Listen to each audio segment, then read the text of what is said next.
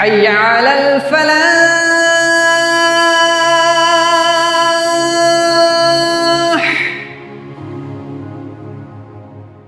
الحمد لله رب العالمين والصلاة والسلام على رسول الأمين وعلى آله وأصحابه أجمعين. أما بعد فأعوذ بالله من الشيطان الرجيم. بسم الله الرحمن الرحيم. قل هو الله أحد الله الصمد لم يلد ولم يولد ولم يكن له كفوا أحد. اللہ کا بے پناہ شکر احسان ہے کہ اس کی توفیق سے آج ہمیں وہ موقع مل رہا ہے کہ اس مجلس میں انشاءاللہ جناب ڈاکٹر عبید اللہ فہد فلاحی صاحب سے ہم استفادہ کر سکیں گے. سچی بات یہ ہے کہ ڈاکٹر صاحب کا اگر میں تفصیلی تعارف کراؤں اور ان کی کتابوں اور مقالات اور مضامین کا صرف نام لوں تو میں سمجھتا ہوں کم سے کم آدھا گھنٹہ چاہیے. اس کا اندازہ آپ اس سے کر سکتے ہیں کہ ڈاکٹر صاحب کی جو کتابیں ہیں اور تراجم ہیں ان کی تعداد 93 ہے. 93 پرانی لسٹ اچھا پرانی لسٹ ہے. 98 ہو گئی. اچھا 98 ہو گئے ہیں. الحمدللہ 100 سمجھ لیں آپ. 100 کے آس پاس ڈاکٹر صاحب کی کتابیں باقاعدہ مطبوع اور تراجم ہیں. اور سیمینار وغیرہ میں جو شرکت ہے وہ 356 ہے. آپ اس کو 370 مان لیں. اور اسی طرح سے علمی مذاکرات میں جو آپ کی شرکت رہی ہے یا اس کا انتظام آپ کے ذمہ رہا ہے وہ 25. مقالات و مضامین جو اردو اور انگریزی میں سیمینار 27. اچھا مقالات و مضامین آپ سمجھ لیں 342. اس میں 350 مان لیں آپ. اور اسی طرح سے ڈاکٹریٹ کا اشراف یا اس کا سپرویژن جو ہے وہ 21 سے لے کر کے اور 6 ابھی چل رہا ہے، یعنی آپ 30 کے آس پاس اس کو مان لیں. اور آپ کو 13واں شاہ ولی اللہ ایوارڈ بھی ملا. اور اس طرح سے بہت ساری تدریسی اور تعلیمی اور تصنیفی میدان میں آپ کی جو خدمات ہیں، جیسا کہ میں نے کہا ان کا صرف نام لیا جائے تو شاید وقت ختم ہو جائے. اب اس سے آپ کی علمی شخصیت کا اور آپ کا علمی جو حجم ہے اس کا آپ اندازہ کر سکتے ہیں. کچھ اور تعارف میں مولانا رحمۃ اللہ العصری صاحب ہمارے استاد بھی رہے ہیں اور آپ کے بھی استاد رہے ہیں. اور تم لوگوں کے جو استاد محافظ احسان الحق صاحب ہیں آپ جامعۃ الفلاح میں ان کے کلاس فیلو رہے ہیں. ایک اور خاص بات ہے جس سے تم لوگ ناواقف ہوں گی کہ پہلے کبھی جامعۃ الفلاح میں تخصص کا کورس بھی ہوا کرتا تھا فضیلت کے بعد، جیسا کہ عام طور سے طالبات مطالبہ کرتی رہتی ہیں. تو تخصص فی تفسیر میں بھی 2 سال آپ نے یہاں گزارا ہے. اس کے بعد علی گڑھ جا کر کے وہاں سے BA MA اور PhD ہی کے درمیان آپ کا وہاں تقرر ہو گیا تھا بحیثیت استاد. اور اسلامیات کی فیکلٹی میں آپ ہیں اور وہاں کے ذمہ دار بھی رہ چکے ہیں. تو اب اس بہت ہی مختصر تعارف کے بعد میں ڈاکٹر صاحب سے گزارش کروں گا نہایت ادب کے ساتھ کہ آپ اپنے موضوع پر ہمارے سامنے اظہار خیال فرمائیں اور انشاءاللہ مختصر سوال جواب کا بھی موقع رہے گا. تو ڈاکٹر صاحب رب اشرح لی صدری ویسر لی امری واحلل عقدۃ من لسانی یفقہوا قولی. بہنوں اور بیٹیوں، السلام علیکم ورحمۃ اللہ وبرکاتہ. یہ محض اللہ کا فضل و کرم ہے کہ اس نے مجھے جامعۃ الفلاح میں داخلہ دیا اور یہاں سے عالمیت، فضیلت اور پھر تخصص تفسیر کے 2 سال مکمل کرنے کی سعادت حاصل ہوئی. میری زندگی کے بہترین ایام جن پر میں فخر کرتا ہوں اور جن کا میں نے اپنی کتابوں میں مضامین میں تذکرہ کیا ہے اور دنیا کے مختلف ملکوں میں جا کر وہاں میں نے ان پر گفتگو کی ہے، TV پر بھی اور اخبارات و مضامین بھی، وہ جامعۃ الفلاح کے ایام تھے. اور میرا احساس یہ ہے کہ ہر طالب علم جو اپنی نوخیزی اور نوجوانی کے ایام گزارتا ہے کسی ادارے میں، وہ اس کی زندگی کے بہترین ایام ہوتے ہیں۔ جو آزادانہ ماحول علمی اور فکری ترقی کے لیے میسر ہوتا ہے، اساتذہ سے گفتگو، بحث مباحثہ، سوال و جواب، اپنی دوستوں کے درمیان رہ کر، لڑ جھگڑ کر، مختلف مزاج اور مختلف ذہن کے حامل طلباء و طالبات کے ساتھ مل کر ذہن و فکر کا جو ارتقاء ہوتا ہے، وہ زندگی میں ہمیشہ کے لیے یادگار بن جاتا ہے۔ آپ جب کبھی زندگی کے اصل میدان میں قدم رکھیں گے اور کچھ تجربات آپ کو حاصل ہوں گے تو آپ بالکل اسی طرح محسوس کریں گے جیسے میں محسوس کر رہا ہوں۔ اس کی وجہ یہ ہے کہ یہ جو ایام ہیں، خاص طور سے ان لوگوں کے لیے جو ہاسٹل میں رہتے ہیں، دارالاقامہ کی سہولت ذہن و فکر کی تربیت میں زیادہ مددگار ثابت ہوتی ہے بنسبت ان لوگوں کے جو اپنے گھروں سے آتے جاتے ہیں۔ دارالاقامہ میں رہتے ہوئے ایک کمرے میں مختلف مزاج، مختلف ذہنی ساخت، مختلف ذہنی و فکری پس منظر سے آنے والے طلباء اور طالبات کے ساتھ مل جل کے رہنے کی تربیت ملتی ہے، وہ بہت انمول ہوتی ہے۔ وہی تربیت ہمیں زندگی کے میدان میں جا کر کے سکھاتی ہے کہ ہم مختلف مسالک، مختلف مذاہب اور مختلف پس منظر رکھنے والے افراد کے ساتھ کس طرح سے رہیں کہ ہماری ترقی کے راستے بھی کھلتے چلے جائیں اور آپس میں ماحول بھی خوشگوار ہے۔ وہ تربیت ہم نے جامعہ سے حاصل کی اور ہمارے اساتذہ میں اس وقت کئی ایسے ہیں جو اللہ کا شکر ہے کہ وہ باقاعدہ حیات ہیں، اور مولانا رحمۃ اللہ علیہ صاحب ان میں سے ایک ممتاز استاد ہیں۔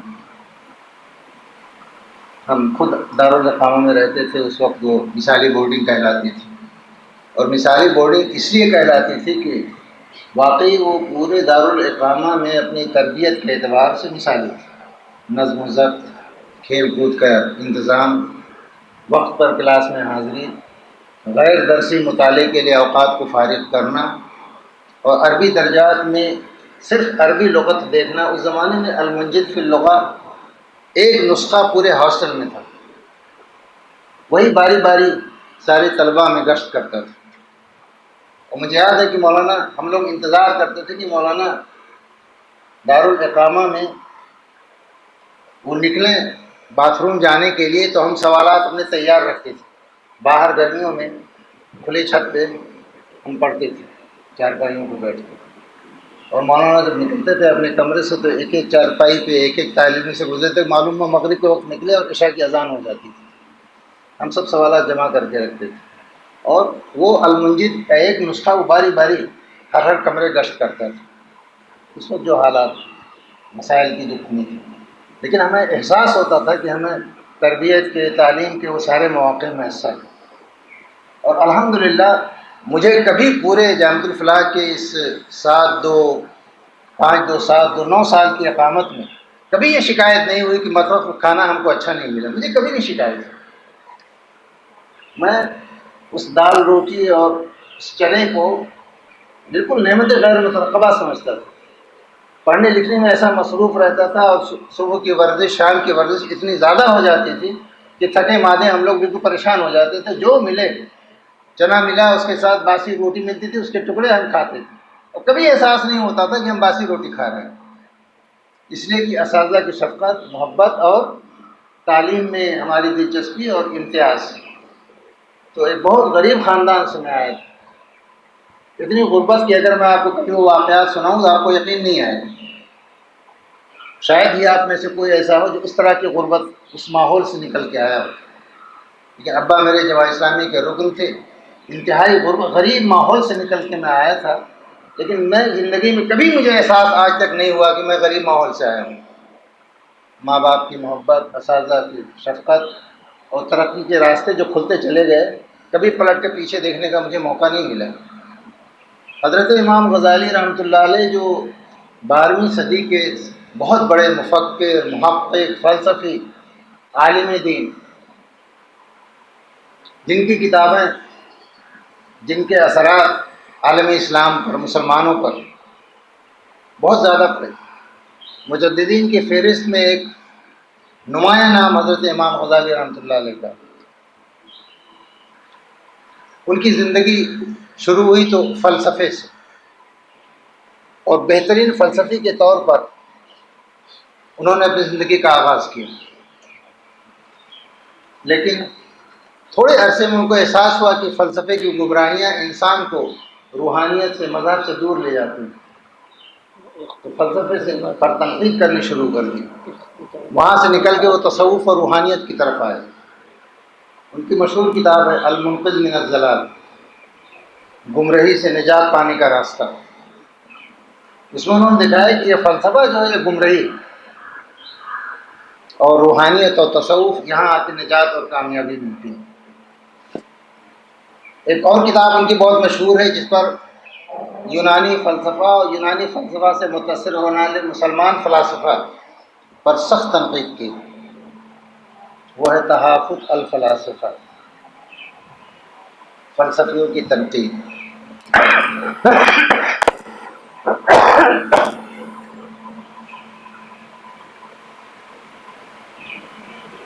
لیکن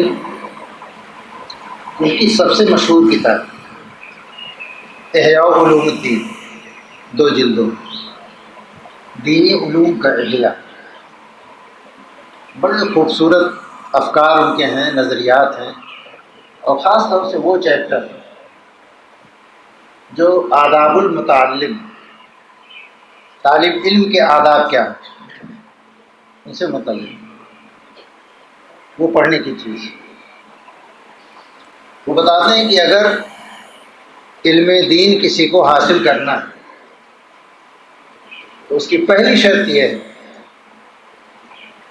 کہ وہ دنیا کے مال و متاع سے اپنے کو دور رکھے۔ دنیا اور متاع دنیا کی فکر اگر کسی کو لاحق ہوگی تو وہ بہترین اسکالر، دانشور، مفکر، فلسفی، سائنسدان نہیں بن سکتا۔ علم کی افزائش، ترقی اور دولت کی ترقی دونوں ایک ساتھ جمع نہیں ہو سکتی۔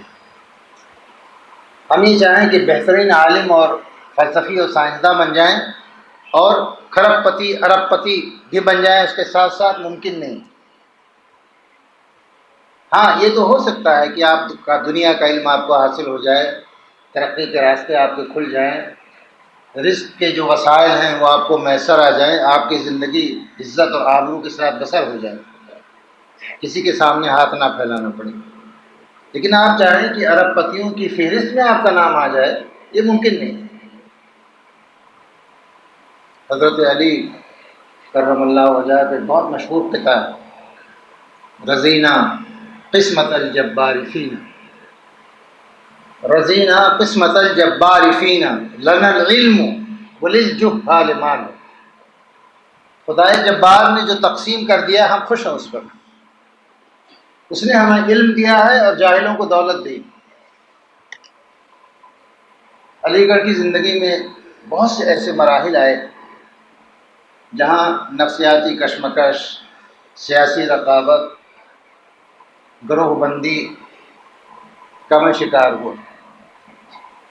میرے دوستوں نے، احباب نے میری ملازمت کو چیلنج کیا، ہائی کورٹ مجھے جانا پڑا۔ 8 سال تک ہائی کورٹ میں مقدمہ چلا اور میں مقدمہ ہار گیا، مجھے سروس سے نکال دیا گیا۔ 11 مہینے تک میں سروس سے باہر رہا۔ اس کے بعد پھر میں نے ہائی کورٹ الہ آباد کے فیصلے کو سپریم کورٹ میں چیلنج کیا، وہاں 2 سال تک مقدمہ چلا۔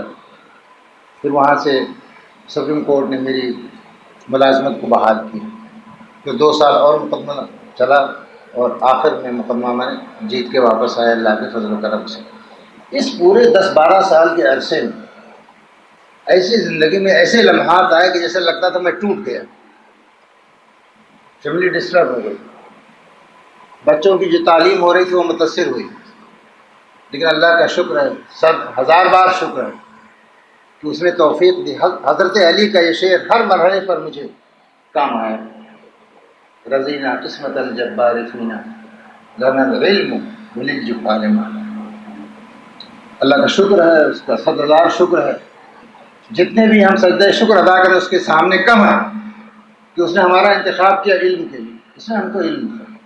ٹھیک ہے، غربت ہے، ذہنی کشاکش ہے، پریشانیاں ہیں، زندگی کے مسائل ہیں، گرداب میں ہم پھنسے ہوئے ہیں، لیکن اس نے ہمیں علم کے لیے منتخب کیا. ہمیں جاہلوں میں شمار نہیں کیا. جاہلوں کو اس نے دولت دی. مرے وہ لوگ، پریشان وہ لوگ کوسیں اپنی زندگی کو جو جاہلوں کے فہرست میں شامل ہیں، جو دنیا کما رہے ہیں. آپ فخر کریں کہ آپ کو اللہ نے منتخب کیا علم کے لیے. بہت بڑی بات کہی حضرت علی.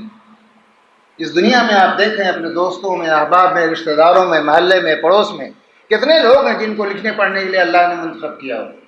اگر آپ کو منتخب کیا تو آپ کو فخر کرنا چاہیے. 100 بار سوچنا چاہیے کہ اللہ نے مجھے علم کے لیے منتخب کیا. اب ہماری ذمہ داری ہے کہ ہم اپنی زندگی کو وقف کریں علم کے میدان میں آگے بڑھنے کے لیے، اور سینہ ہمارا فخر سے چوڑا ہو جانا چاہیے. اللہ کی کرم ہے، اس کی مہربانی کی اس نے ہم کو علم دیا. حضرت امام غزالی رحمۃ اللہ علیہ کہتے ہیں کہ جو شخص چاہے کہ علم کے میدان میں آگے بڑھے، اچھا عالم بنے، دانشور بنے، مفکر بنے، فلسفی بنے، سائنسداں بنے، وہ یہ تمنا رکھے کہ دنیا میں بھی ہم آگے بڑھتے رہیں گے. یہ دونوں چیزیں ایک ساتھ جمع نہیں ہو سکتی. اور میں نے اپنی زندگی میں جو تجربہ کیا مختصر سا، علم کے اپنے تقاضے ہیں.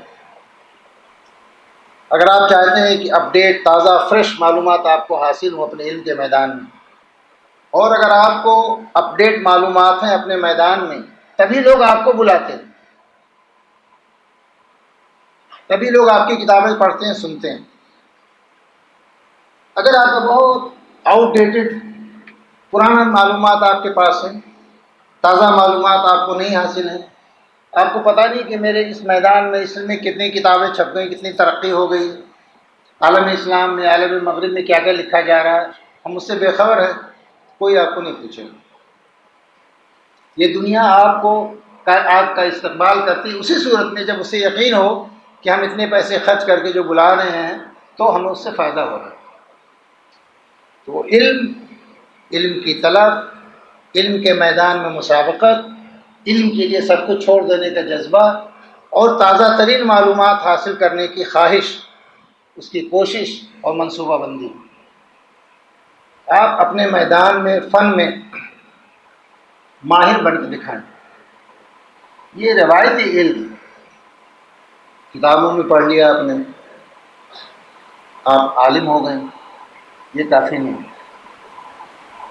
کتابوں میں جو کچھ لکھا ہوا اس کو پڑھنے کے ساتھ ساتھ آپ کا اپنا ذہن بھی، تنقیدی ذہن، تخلیقی ذہن، وہ کام کرے. ہمارے استاد پولیٹیکل سائنس میں جب میں ایم اے کر رہا تھا تو وہ انٹرنیشنل ریلیشنز پڑھاتی تھی، علی اصغر دلگرانی صاحب. وہ سارا لیکچر دینے کے بعد آخر میں کہتے تھے، well my boys am I successful to confuse you. زور سے ٹھٹھا لگاتے تھے، ہنستے تھے زور سے. میں نے اتنی دیر گفتگو کی، آپ کو کنفیوز کیا، پریشان کیا، میں کامیاب رہا، اور پھر ہنستے تھے. آپ کا علم جتنا آگے بڑھے گا اتنی کنفیوژن آپ کا بڑھے گا، تجسس بڑھے گا، سوالات پیدا ہوں گے ذہن میں، کھٹک ہوگی، خلش ہوگی. یہ کیوں لکھ دیا گیا؟ یہ تو قرآن کے اور سنت کی تعلیمات کے خلاف لگی، یہ تو تاریخ کے بالکل خلاف، یہ تو امر واقعات کے خلاف، یہ تو انسانی فطرت کے خلاف. یہ آپ کے ذہن میں یہ چیزیں آنی چاہیے. یہ جو علم کا حصول ہے اور علم کی راہ میں ترقی کرنا ہے، یہ خود ایک پوری دنیا، ایک پوری کائنات ہے. ہماری ساری دلچسپیاں جب علم کے ساتھ لگتی ہیں تب ہم جا کر کے سال، 2 سال، 10 سال، 20 سال کے بعد اس لائق ہوتے ہیں کہ ہمارا کہیں نام شمار ہوتا ہے، کہیں ذکر ہوتا ہے، اور لوگ عقیدت سے، محبت سے بلاتے ہیں. اور اگر محض کتابوں کے علم تک ہم نے اپنے آپ کو محدود کر لیا، جز وقتی ہم نے اپنے آپ کو عالم سمجھا، طالب علم سمجھا، بقیہ ہماری ساری مصروفیات دوسری چیزوں میں لگی رہیں، تو دنیا ہمیں نہیں پوچھے گی. دنیا بیوقوف نہیں. خواہ مخواہ کے لیے ایک روایتی علم کے لیے آپ کو ہوائی جہاز کا کرایہ دے، اس کے لیے لاکھوں روپے خرچ کرے اور پروگرام کرے. جو لوگ بلاتے ہیں بالکل یہ دیکھ کر کے کہ ہمیں ان کو اگر بلایا جائے تو اس موضوع پر تازہ ترین معلومات ہمیں فراہم کر سکیں اور ہمارے طلباء کو، ہمارے اساتذہ کو ذہنوں میں سوالات پیدا کر سکیں، کچھ کنفیوژن بڑھے گا. امام غزالی رحمۃ اللہ علیہ کہتے ہیں کہ جس کو علم کی طلب ہو، وہ کہتے ہیں علم بھی، علم دین ہی نہیں، علم دنیا کی بھی جس کو طلب ہو، علم، اس کو چاہیے کہ وہ زندگی کے میدان میں متاع دنیا کے حصول میں جدوجہد کو اپنی منزل نہ سمجھے. اس کی منزل ہے علم کے حصول، اسی میدان میں آگے بڑھنا. علم پختہ ہوگا، رسوخ فی العلم ہوگا، معلومات تازہ ترین ہوں گی تو دنیا خود بخود چل کے آئے گی. اور رزق کا تو اللہ نے وعدہ کر رکھا ہے، پرندوں چرندوں کو رزق دیتا ہے. وہ انسان کو رزق کیوں نہیں دے گا؟ رزاق تو وہ ہے، رزق وہ دیتا ہے اور سب کو دیتا ہے. ایک اچھی خوشحال زندگی گزارنے کی جو تقاضے ہیں وہ پورے ہوتے ہیں. نیتیں ہماری کیا ہیں، ہماری جدوجہد کیا، ماحصل ہمارا کیا، منزل مقصود ہماری کیا ہے، وہ ہمیں طے کر رہے ہیں. تو پہلی چیز امام غزالی رحمۃ اللہ نے جس پر زور دیا وہ یہ ہے کہ عالم، اچھا عالم بننے کے لیے ضروری ہے کہ وہ دنیا کی طلب کو اپنی منزل مقصود نہ بنے.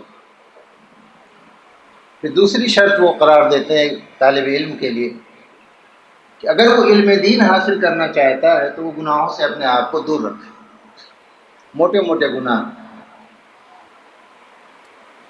گناہ کبیرہ، کم سے کم گناہ کبیرہ سے اپنے کو دور رکھے ہوئے. حضرت امام شافعی رحمۃ اللہ علیہ کا بہت مشہور ان کا شعر ہے. اپنے استاذ وکیع سے پوچھا کہ مجھے سوء حافظہ کی شکایت میں بھول جاتا ہوں، کیا کروں؟ شکوت الی وکیع سوء حفظی فاوصانی الی ترک المعاصی فإن العلم نور من الہی ونور اللہ لا یعطی لعاصی. میں نے اپنے استاد حضرت وکیع سے پوچھا کہ میرا حافظہ بہت خراب ہے، بھول جاتا ہوں، کیا کروں؟ انہوں نے مجھے وصیت کی، حکم دیا کہ تم گناہوں کو چھوڑ دو. فإن العلم نور من الہی، اس لیے کہ علم یہ اللہ کی طرف سے عطا کردہ ایک روشنی ہے، نور ہے، اور اللہ کی روشنی گنہگاروں کو حاصل نہیں ہوتی. اس دنیا میں ہر شخص گنہگار ہے، کوئی نہیں کہہ سکتا کہ میں گناہوں سے بالکل بری الذمہ ہوں. نبی کی ذات ہوتی ہے جو معصوم ہوتی ہے، گناہوں سے بری الذمہ ہوتی ہے. نبی کے علاوہ دنیا کے سارے انسان خطا کار ہیں، لیکن رسول مقبول صلی اللہ علیہ وسلم نے فرمایا کہ بہترین گنہگار وہ لوگ ہیں جو بہترین توبہ کرنے والے ہیں. فرمایا کل بنی آدم خطاء وخیر الخطائین التوابون. ہر انسان گنہگار ہے، فطری طور پر، پیدائشی طور پر گناہ سے اس کو لذت ملتی ہے، لیکن بہترین گناہ کرنے والے وہ لوگ ہیں جو سب سے زیادہ توبہ کرنے والے ہیں. گناہ کس سے نہیں ہوتا؟ گناہ ہو جائے فوراً اللہ کے حضور آدمی گر گڑائے، توبہ کرے اور یہ عہد کرے کہ اب دوبارہ یہ گناہ نہیں ہوگا. موٹے موٹے گناہوں سے، کبیرہ گناہوں سے انسان اپنے کو دور رکھے. جو لوگ کبیرہ گناہوں میں ملوث ہو جاتے ہیں وہ علم حاصل نہیں کر سکتے. اسی لیے ہمارے مذہب اسلام میں اس کا حکم دیا گیا ہے کہ بلوغت کے بعد شادی کر دی جائے. شادی میں تاخیر بہت سے بلاؤں اور بہت سے گناہوں کا ذریعہ بن جاتا ہے. شادی میں تاخیر نہیں ہونی چاہیے. مناسب رشتہ ملے تو فوراً شادی کر دینی چاہیے. جو لوگ وقت پر شادی نہیں کرتے وہ دنیا بھر کے وسوسوں واہموں کا شکار رہتے ہیں. ان کی زندگی کے بیشتر اوقات ان فضول خیالات اور واہموں کی نظر ہو جاتی ہیں، وہ کسی منزل مقصود تک نہیں پہنچ پاتے. اور جن کی وقت پر شادی ہو جاتی ہے وہ یکسو ہو جاتے ہیں، وہ بچ جاتے ہیں ان واہموں، ان وسوسوں، ان برے خیالات سے، اور وہ اپنی منزل مقصود جو انہوں نے متعین کی ہے اس کی طرف تیزی سے آگے بڑھتے ہیں. تو معاصی اور گناہوں سے بچنے کا اہتمام. اور اگر کبھی گناہ ہو جائے اللہ کے حضور توبہ، ندامت، توبہ نصوح، دوبارہ وہ گناہ نہ کرنے کا عہد، اپنے آپ سے عہد، اللہ کے سامنے عہد. یہ ایک نفسیاتی مسئلہ ہے بہت بڑا، اور سائیکالوجی میں یہ پڑھایا جاتا ہے کہ انسان اگر خالی ذہن ہو کر کسی منزل کی طرف چلنا چاہے تو اس کی رفتار بڑھ جاتی ہے، اور اگر انسان مختلف قسم کے اضطرابات، فکری اضطرابات، واہموں، اندیشوں کا شکار ہے تو چلتے چلتے اس کے قدم ڈگمگا جاتے ہیں، گر پڑتا ہے، سیدھا راستہ چھوڑ کر کے پگڈنڈیوں کی طرف قدم بڑھانے لگتا ہے، اور منزل مقصود تک پہنچتے پہنچتے اس کی عمر گزر جاتی ہے. یہ خود سائیکالوجی کا علم نفسیات کا مسئلہ. اسی کو حضرت امام غزالی رحمۃ اللہ نے فرمایا کہ اگر عالم بننا ہے، دانشور بننا ہے، مفکر بننا ہے، فلسفی بننا ہے تو موٹے موٹے گناہوں سے اپنے دامن کو دور رکھو. تیسرے ادب جو انہوں نے بتایا متعلم کے لیے، طالب علم کے لیے، وہ یہ کہ انسانی زندگی میں جو اختلافات ہوتے ہیں اس کا مطالعہ بہت زیادہ نہیں کرنا چاہیے. ابتدا میں انسانی زندگی میں جو اتحاد کے پہلو ہیں، مواقع ہیں، اس پر گفتگو کرنی چاہیے. آگے چل کر کے جو اختلاف ہے انسانوں میں، مسالک میں، مذہب کی تعبیر و تشریح میں، اس پر غور کرنا چاہیے. لیکن جو علم کا سفر ہے وہ شروع ہو تو جو متحدہ پوائنٹس ہیں جس میں کوئی بہت زیادہ اختلاف نہیں، وہاں سے وہ اپنا سفر شروع کریں. مثال کے طور پر اللہ کے رسول صلی اللہ علیہ وسلم نے فرمایا کل انسان یولد علی الفطرۃ فابواہ یحودانہ او ینصرانہ او یمجسانہ. ہر انسان فطرت پر پیدا ہوتا ہے. یہ اس کے والدین ہیں جو اس کو یہودی، مجوسی یا عیسائی بنا دیتے ہیں. بچہ پیدا ہوتا ہے دین فطرت پر. اگر اس کا ماحول ان پالیوٹیڈ ہے، پراگندہ نہیں، اور ماحول فطری ہے تو خود بخود دھیرے دھیرے وہ اللہ تک پہنچ جاتا ہے. اور اگر ماحول پراگندہ ہے، والدین کی صحیح تربیت نہیں، ماحول میں ایسے اسباب و وسائل میسر ہیں جو اس کو منزل مقصود کی طرف یا دین فطرت کی طرف لے جانے میں رکاوٹ بنتے ہیں، تو پھر وہ بھٹک جاتا ہے. اسی لیے حضرت امام ابو حنیفہ رحمۃ اللہ علیہ کہتے ہیں کہ اللہ نے انسان کو جو عقل دی ہے وہ عقل ہی اس کی ہدایت اور رہنمائی کے لیے کافی ہے. اگر نبی نہ آتے تب بھی انسان کا مواخذہ قیامت کے دن ہوتا ہے کہ جو ہم نے عقل دی، عقل کا استعمال تم نے کیوں نہیں کیا؟ اگر عقل کا استعمال کیا ہوتا تو اللہ تک تم پہنچ جاتے. اور یہ بڑے مشہور شاعر ہیں، یہ کہتے ہیں کہ ہم ایسے اہل خیرت کو ثبوت حق کے لیے، ہم ایسے اہل خیرت کو ثبوت حق کے لیے اگر رسول نہ آتے تو صبح کافی تھی. یہ رات و دن کا قیام، سورج کا آنا جانا، یہ فطری نظام، یہ کافی ہے انسان کو حق تک پہنچانے کے لیے. نبی تو آتا ہے وہ تفصیلات کو بتانے کے لیے. تو انسانی زندگی میں جو اتحاد کے جو امکانات ہیں، دین فطرت کے جو تقاضے ہیں، وہ دین فطرت کے تقاضے ایسے ہیں، وہ ہندو ہو یا عیسائی، مذہب کا ماننے والا ہو یا مذہب کا باغی، وہ کمیونسٹ ہو یا دہریہ ہو، سب انسان فطرت کے تقاضوں کے مطابق اپنی زندگی گزارتے ہیں.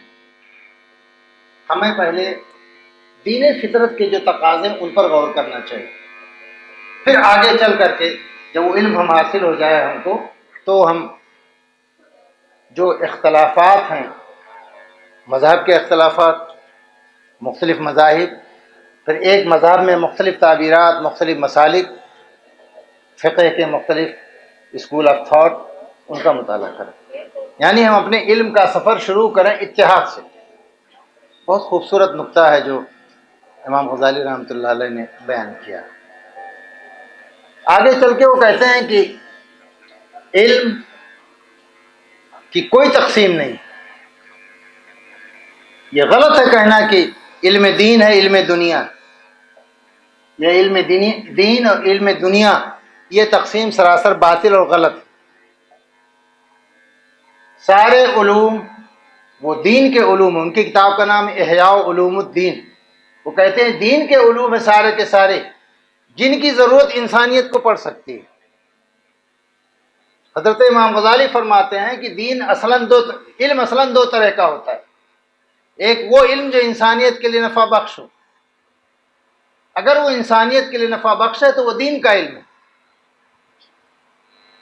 اور اگر انسانیت کے لیے نفع بخش نہیں ہے تو وہ بیہودہ ہے، غلط ہے، اس کے حصول میں اپنے آپ کو لگانا، وقت ضائع کرنا۔ رسول مقبول صلی اللہ علیہ وسلم نے فرمایا، آپ نے فرمایا کہ مجھے 4 چیزوں سے میں پناہ چاہتا ہوں۔ ایک تو وہ من علم لا ينفع، ومن نفس لا تشبع، ومن قلب لا تخشع، ومن دعاء لا يسمع۔ بخاری شریف کی حدیث۔ 4 چیزوں سے میں اللہ کی پناہ چاہتا ہوں۔ ایسے علم سے پروگرام نہ ہو جو نفع بخش نہ ہو، ایسے نفس سے جو قناعت پسند نہ ہو، ایسے دل سے جس میں اللہ کا خوف نہ ہو، ایسی دعا سے جو منہ پر مار دی جائے، جو قبول نہ ہو۔ تو علم اگر وہ نافع ہے، انسانیت کے لیے نافع ہے، تو وہ علم دین ہے، چاہے وہ فقہ، تفسیر اور حدیث کا علم ہو، چاہے وہ سائنس، انجینئرنگ اور میڈیسن کا علم ہو، وہ سب دین کے علوم ہیں۔ البتہ امام غزالی رحمۃ اللہ علیہ فرماتے ہیں کہ فرض کے 2 درجے، بعض علوم وہ ہیں جن کا حاصل کرنا فرض عین ہے، دین کا اتنا علم حاصل کرنا جس سے ایک انسان مسلمان کی زندگی گزار سکے، اللہ کی مرضی کے مطابق زندگی گزار سکے، حلال و حرام کے درمیان فرق کر سکے، جائز اور ناجائز کے درمیان تفریق کر سکے، موٹے موٹے احکامات کا علم حاصل کرنا، یہ فرض عین ہے، ہر انسان پر، ہر مسلمان پر فرض ہے۔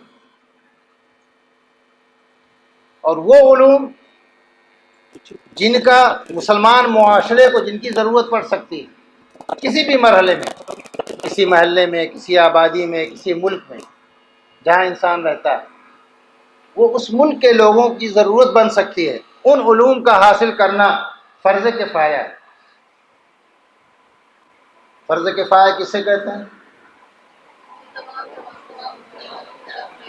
کھڑی کا بتائیے نا، اگر آپ کو کوئی دقت نہ ہو تو۔ ماشاء اللہ، جی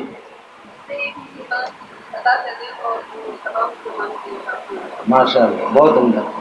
فرض کفایہ کا مطلب جیسے نماز جنازہ، کسی محلے میں میت ہو جائے اور کوئی نماز جنازہ ادا کرنے والا ہو، لاش پڑی ہوئی، تو پوری آبادی گنہگار ہوتی ہے، اور کچھ لوگ اللہ کے بندے نکل کر کے تجہیز و تکفین کا سامان فراہم کریں تو پوری آبادی کی طرف سے کفارہ بن جاتے ہیں۔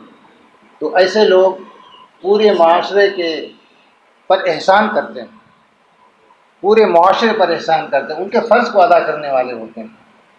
تو یہ جدید علوم جن کو ہم کہتے ہیں، science, medicine, engineering, computer science, جن کی معاشرے کو ضرورت ہوتی ہے، امام غزالی رحمۃ اللہ علیہ فرماتے ہیں یہ سارے کے سارے علوم دین کے ہیں، دنیا کے علوم نہیں ہیں، دین کے علوم ہیں، مگر ان کی حیثیت فرض کفایہ کی۔ اگر کسی معاشرے میں engineer, doctor, medical scientist, professors ایسے موجود ہیں جو معاشرے کی ضروریات پوری کر رہے ہیں، تو پورے معاشرے کی طرف سے فرض کفایہ ادا کر رہے ہیں۔ معاشرے کی ذمہ داری ہے کہ ان کو سپورٹ کرے، ان کا شکریہ ادا کرے، ان کے تئیں تشکر اور احسان مندی کا جذبہ ہو ان کے اندر۔ اور ہمارے وائس چانسلر علی گڑھ یونیورسٹی کے سید حامد صاحب، وہ جب وائس چانسلر تھے علی گڑھ یہاں جامعۃ الفلاح میں وہ تشریف لائے تھے، وہ کہا کرتے تھے کہ علوم کی 2 قسمیں، ایک تو علوم عصریہ جو زمانے کے ساتھ ساتھ بدلتے رہتے ہیں۔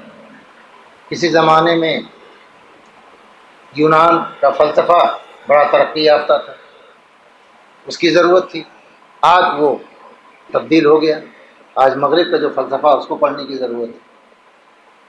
تو ایک تو علوم عصریہ، دینی علوم کے لیے کہتے ہیں یہ ابدی علوم، زمانہ چاہے جتنا ترقی کر جائے یہ ہمیشہ ہمیشہ موجود رہیں گے، ان کی ضرورت رہے گی۔ تو حضرت امام غزالی رحمۃ اللہ علیہ نے جو تفریق کی ہے نافع اور غیر نافع، فرض عین اور فرض کفایہ۔ جو لوگ فرض عین کا علم حاصل کرتے ہیں، علم دین کا، وہ فرض کفایہ ادا کرنے والوں سے افضل ہیں۔ فرض کفایہ ادا کرنے والوں سے وہ لوگ افضل ہیں جو فرض عین پر عمل کر رہے ہیں۔ تو علم دین کے حاصل کرنے والے وہ کئی درجے بہتر ہیں ان لوگوں سے جو فرض کفایہ پر قناعت کر رہے ہیں، کیونکہ دین نہیں ہے تو انسان نہیں، انسانی زندگی نہیں، انسان کی فطرت نہیں، اس کے تقاضے نہیں، اس کے لوازم نہیں۔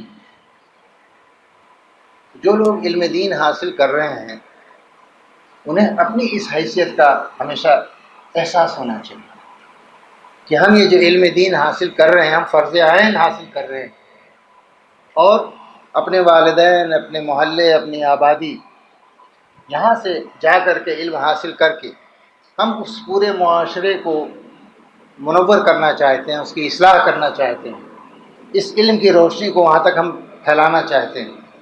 انہیں اپنے مقام و مرتبے کا احساس ہونا چاہیے، اور اس احساس کا تقاضا یہ ہے کہ وہ اپنی زندگی داؤں پہ لگا دیں۔ جو وقت اور جو وسائل میسر ہیں اس کو غنیمت سمجھتے ہوئے اس کا بھرپور استعمال ہونا چاہیے۔ کتنا وقت ہم برباد کرتے ہیں، 24 گھنٹے اپنا محاسبہ کریں ہم کہ ہم 24 گھنٹے میں سے کتنا وقت نکالتے ہیں پڑھنے لکھنے کے لیے، مطالعے کے لیے۔ اندازہ ہوگا 3 گھنٹے 4 گھنٹے جو لوگ فارغ کرتے ہیں پڑھنے کے لیے وہ بہت آگے نکل جاتے ہیں۔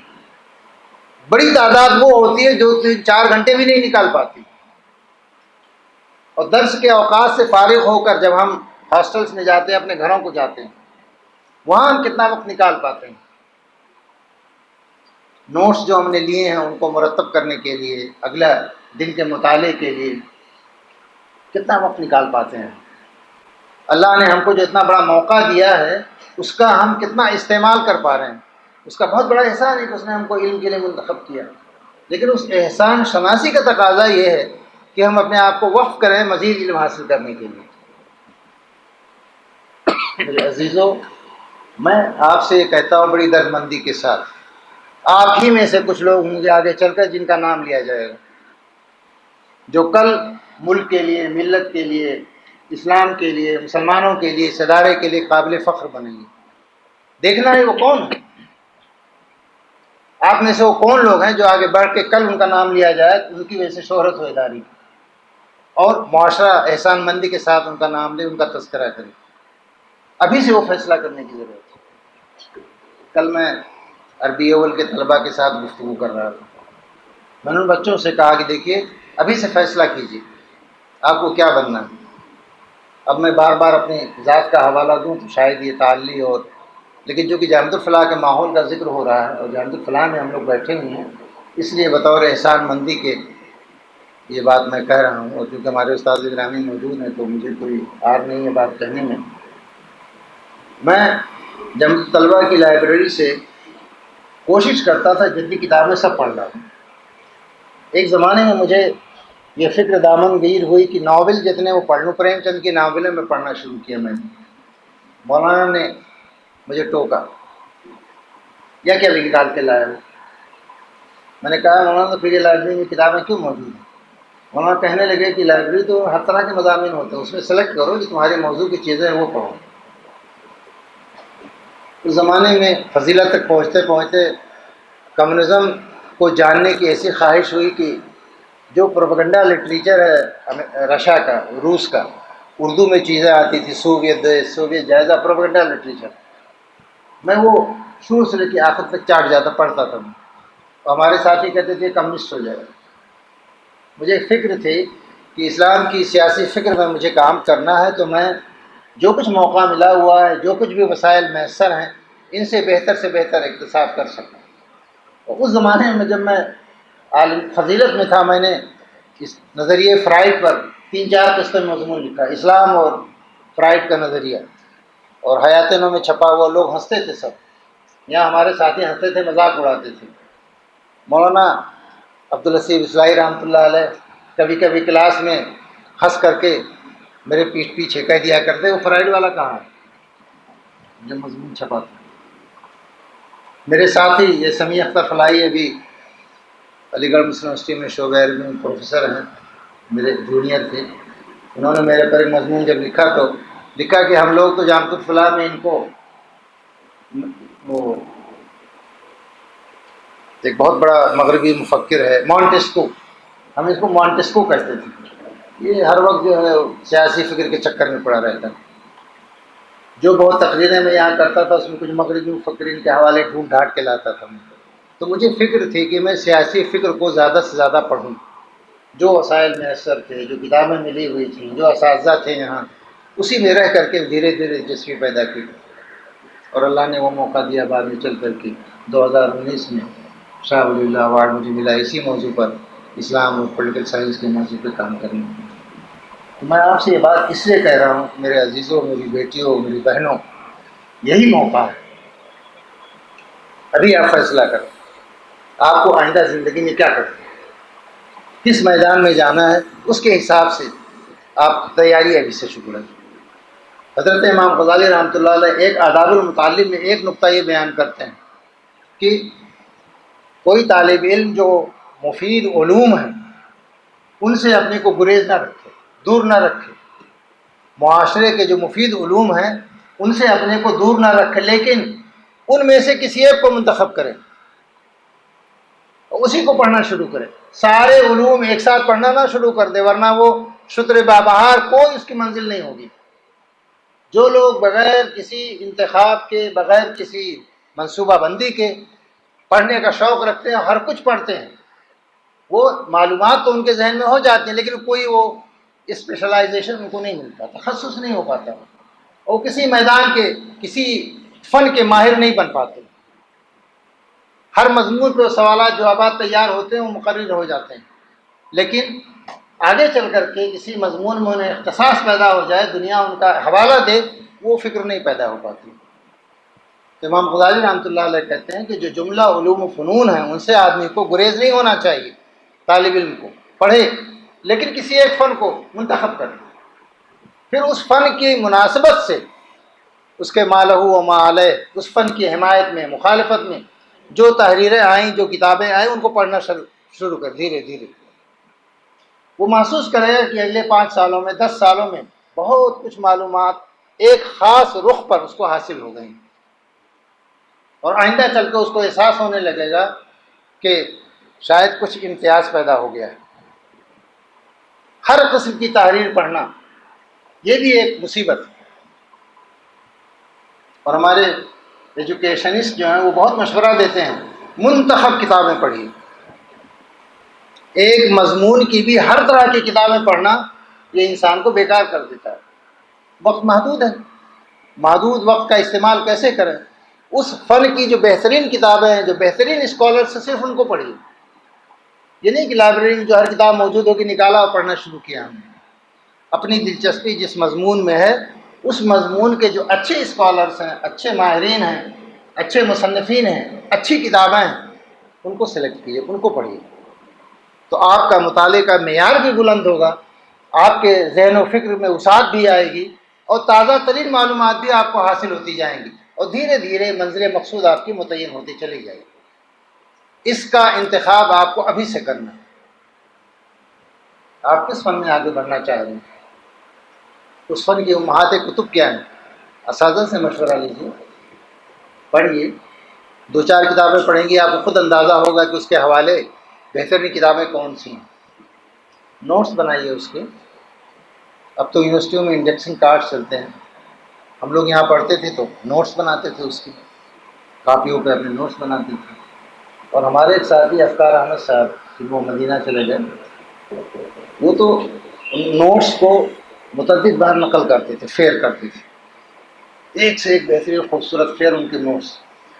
دنگ رہ جاتے تھے ہم لوگوں کو دیکھ کر. جو آپ نے پڑھا ہے اگر آپ نے اس کی تلخیص بنا کے نوٹس بنا لیے تو آپ سمجھیے آپ کو ازبر ہو گیا. آپ نے 2 بار 1 بار نوٹس بنائے اس کے، تو مثال کے طور پر ابن خلدون کا کوئی بحث آپ نے پڑھی، اس بحث وہ عربی میں ہے، آپ نے اپنی زبان میں اردو میں اس کی تلخیص تیار کی، تلخیص تیار کرنے کے لیے آپ کو 10 بار پڑھنا پڑے گا اس کتاب کو، پھر اپنے الفاظ میں لکھنے کے لیے اور سوچنا پڑے گا، غلطیاں ہوں گی اس کی تصحیح کرنی پڑے گی، لیکن اگر آپ نے اس کی تلخیص بنا لی، سمجھیے آپ کو ازبر ہو گیا ہمیشہ کے لیے، آپ اسے کبھی زندگی میں بھولیں گے نہیں۔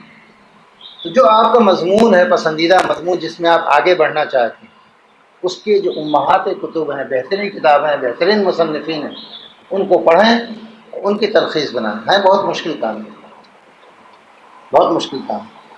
ارے درد سر، کہاں آج چکر میں پڑے گا، پڑھ تو لیا، لیکن جن کو آگے جانا ہے، ترقی کرنا ہے، ان کو مشکل کام کرنے پڑتے ہیں۔ وہ ہمارے استاد بار بار مولانا شبیر انور مفتاحی اصلاحی رحمۃ اللہ علیہ، وہ ایک شعر بہت پڑھتے تھے، جب وہ سلبہ من طلب العالی من طلب العلا سحر الليالي، جس کو موتیوں کی تلاش ہے وہ سمندر میں ڈوبے، غوطہ لگائے، من طلب العلا سحر الليالي، اور جس کو بلندی حاصل کرنی ہے وہ جگہ کرے، جگہ راتوں کو تیاری کرے، اس کی منصوبہ بندی کرے۔ اگر آپ اپنے آپ کو سمجھتے ہیں فضدی نارمل عام طالب علم، تو چھوڑ دیجیے میدان، آپ یہ مت علم حاصل کیجیے، خواہ اپنا وقت ضائع کریں۔ اور اگر اللہ نے آپ کو صلاحیت دی ہے اور آپ سوچ رہے ہیں کہ نہیں مجھے آگے بڑھنا ہے کسی فن میں، تو اس کی تیاری کیجیے ابھی سے۔ جو مشکل راستہ ہے وہ انتخاب کیجیے، عام راستہ ہر کوئی اس کا انتخاب کرتا ہے، مشکل راستے کا انتخاب کیجیے، اور مشکل راستے کے جب آپ انتخاب کریں گے تو آپ کچھ دنوں بعد دیکھیں گے کہ یہ راستہ آسان ہوگا، راستہ آسان ہوگا۔ شروع میں دقتیں ہوتی ہیں۔ یہ میں نے چند نکات آپ کے سامنے رکھے، اور اس لیے کہ چونکہ خود میں ایک طالب علم یہاں رہا ہوں اور میں جانتا ہوں یہاں کے حالات کو، یہاں کی مجبوریوں کو، یہاں کے مسائل کو، یہاں کی پریشانیوں کو، سب میں رگ رگ سے واقف ہوں، کیونکہ یہاں سے فضیلت و تخصص کرنے کے بعد میں علی گڑھ پہنچا تو ہماری انتظامیہ نے بہت پہلے مجھے مجلس شورا کا رکن بنا لیا، مجلس تعلیمی کا رکن بنا لیا۔ استاد تو میں بعد میں ہوا، میرا آنا جانا لگا رہا، یہ جامعۃ الفلاح کا احسان ہے میرے اوپر ذاتی طور پر۔ تو میں یہاں کے مسائل سے پوری طرح واقف ہوں۔ ان تمام مسائل سے واقفیت کے باوجود یہ بات میں عرض کرنے کی جرات کر رہا ہوں کہ آپ اپنی صلاحیتوں کو پہچانیں اللہ کے واسطے، اور جو مقام آپ کو ملا وہ اس کو پہچانیے، اس کی تیاری ابھی سے کیجیے، اس کے لیے جو تقاضے اس کے امام غزالی رحمۃ اللہ نے بیان فرمائے، کوشش کیجیے کہ وہ پورا ہو۔ تو دیکھیے ایک دن آپ پھر آگے چل کر خود امام غزالی کی جگہ لے سکتی ہیں۔ اقول قولی ھذا واستغفر اللہ لی ولکم اجمعین واستغفروہ انہ هو الغفور الرحیم۔